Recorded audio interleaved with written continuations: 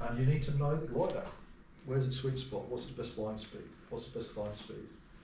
Does it work with water? When do you actually put water in it? Really, really strong days, or does it carry it okay and you put it on reasonably early? Short landing capability.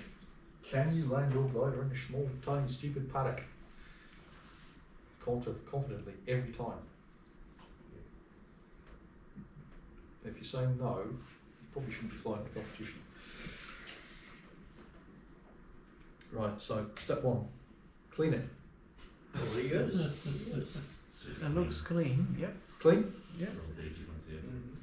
Sure. I wasn't sure whether to use that as a clean it or put water ballast in it. Then clean it again. So I found this, I think this was a Diana actually. The difference between the red and the blue are the bugs. So you can see you've got a measurable degradation in performance at the higher speeds due to bugs on clean air. Only at high speed, interesting. And the higher the speed, the worse. Yeah, so the climb, not so much. Typical club flying, when you're popping around thermals, yeah, Very we don't interesting. notice them much. The minute you're in the cruise, you're suffering badly. You don't see much use of bug wipers in New Zealand because we don't get many bugs. I think as the climate's changing, there's more and more, the agriculture is changing more to dairy. You're probably going to see a few more bugs around. That's right. Blame on you. Yeah, blame these bloody farmers, they're going to ruin my gliding. Actually, the forests at Manmatter are the worst for the bugs in the evening. Convergence is usually Yeah. I find actually Poland Yeah. new builds now. So back on the balancing, so basically your tailplane's got to do something. The harder you make your tailplane work, the more drag it produces. So if you can balance your glider up so you're not producing lots and lots of downforce on the tailplane, it's good. Well, at what speed though? There you go. So I'd say if you're doing a lot of high speed flying, if it's wave day, no matter how much you want a forward centre of gravity. If you try and climb in half knot thermals, it won't have to be. Right. Depends on the glider though, because LS8s glide really well with an F centre of gravity. Okay. So it does vary. They did have a glider that had a tube inside it and they pumped the water fore and aft. That's genius. Yeah. Yeah. Does it work? The Americans, typical Americans. You need a fast pump though. I thought about it, you know, just in That's theory nice as a and thought experiment, but I thought Don't tell it could be a Paul bit that. unpractical. Anyway, so if you don't know, get your own glider set up so you're about 20 to 30% forward of the aft centre of gravity. Yeah. That's the good starting point. Almost every glider will do well there. And I think that's about where Martin's got the yellow plaque back for the DGs. Yes, 20. Yeah, 20 to 30%, yeah. So that's where you should be. It should be nice on light on the stick, climb nicely, but still accelerate when you push the stick forward. It's quite interesting when you land and you see how your trim is the elevator after landing. It gives you an indicator how far. Yeah, if you're the kind of guy who has to do the whole flight with trim hard back, lose weight and put them in the tail. Mylar. The number of people I've seen flying competition for the Mylar falls off. Yeah. And it's dangerous because if this edge lifts up, what's it going to do with the airflow getting over the control surface? It's not going to have the control surface anymore. So it can really mess up your controls. So it needs to be in good condition. If it's suspect, get it sorted. I find the critical bit is this cap strip here. It stops the UV getting through the glue that holds the Mylar on.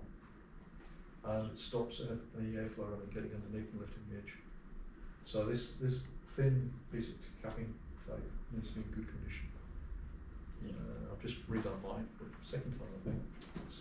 Keep that good, the glue should hold.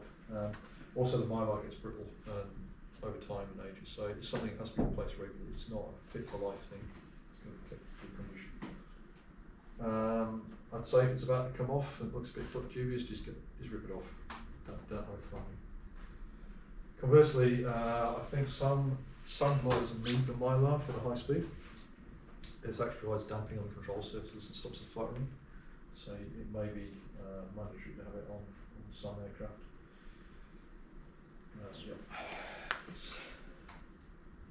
Turbulation.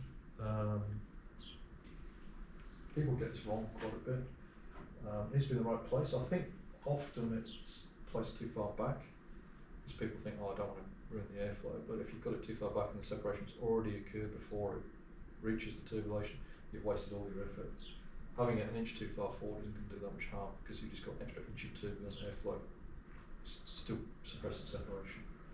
Again, if it becomes loose, it can really mess up the performance of the aircraft and the handling. This I've retrofitted to the Libelle. I think it's one of my great secrets, is I've got turbulated, and I actually noticed a huge difference for about 60 to 70 knots when I fitted it. And before I had it, the glider, I put the nose down, sometimes it just wouldn't go. And just like, oh, change attitude, I'm not going to accelerate, thanks. And then when I turbulated it, put the nose down, it's off. So, sealing, you can overdo it. When Billy Walker got that Libelle, he sealed it to crazy and could barely move the stick. He had all these rubber boots and everything on it. It's like, Jesus, how are you going to fly this thing?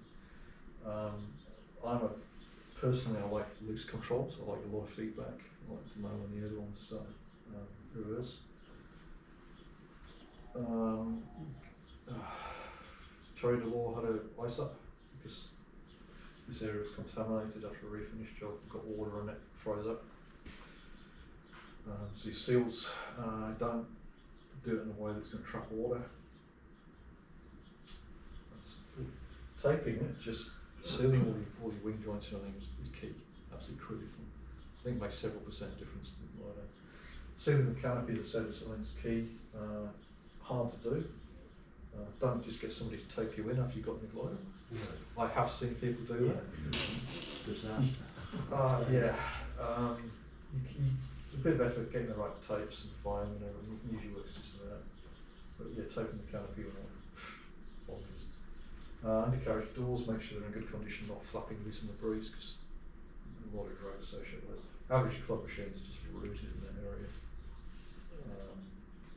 Mine on the belt had warped over the years, so it wasn't sitting correctly, so I sorted that out. But anywhere where there's a pressure differential, it's going to leak. Fuselage is the worst one usually, and you'll see a lot of people starting to fit extractor vents to their aircraft, which are specially sculpted holes which are designed to suck. So they pull the pressure down the side of the cockpit fuselage. So all those gaps around the canopy, wing roots, are now sucking in rather than blowing out.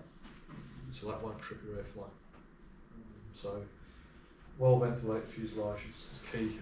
LS quite good. They've got a nice big hole at the back to let all the air intake for your cooling and everything comes out the back. Doesn't run at high pressures. My glider's pretty bad, so it does pressurise the cockpit when I build the vents. So yeah, and air brake caps need to be smart. If your caps are sticking up, go see Paul and he'll charge you lots of money to sort them out. But it will improve the glider an awful lot.